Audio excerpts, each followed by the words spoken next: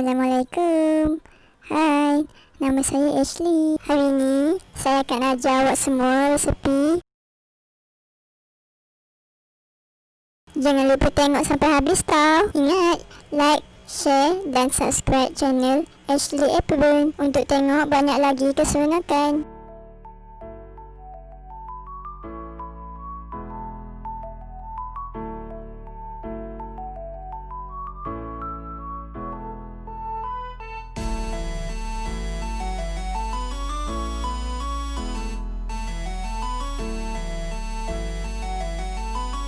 Masukkan minyak masak 5 sudu besar.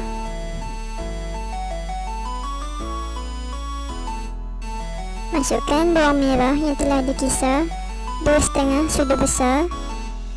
Kita tumiskan sekejap sehingga masak. Masukkan bawang putih yang telah dipotong 3 ulas.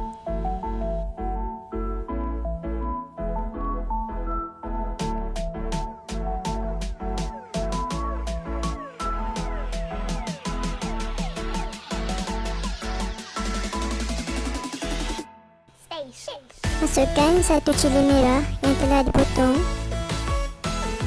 Masukkan kacang panjang setengah ikat.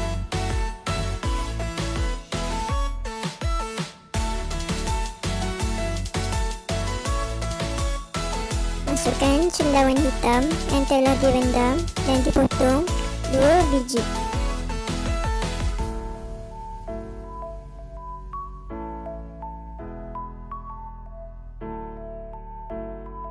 Masukkan sebiji telur.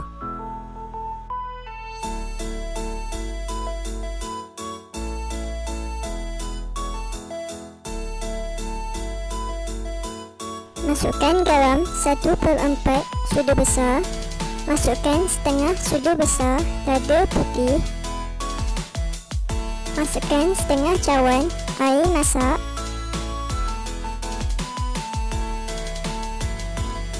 Kita kacau-kacaukan.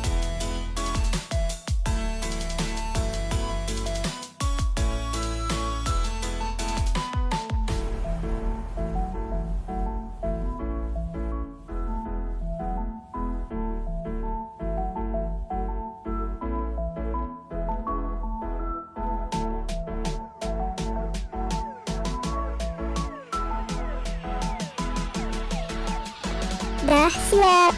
Yay!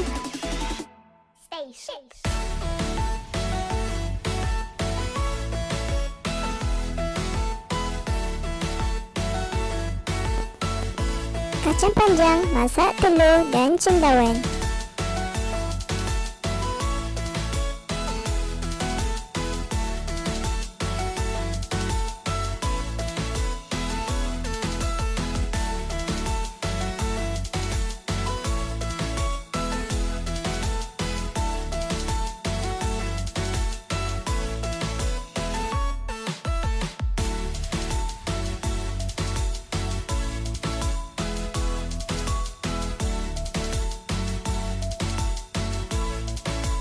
Terima kasih kerana menonton.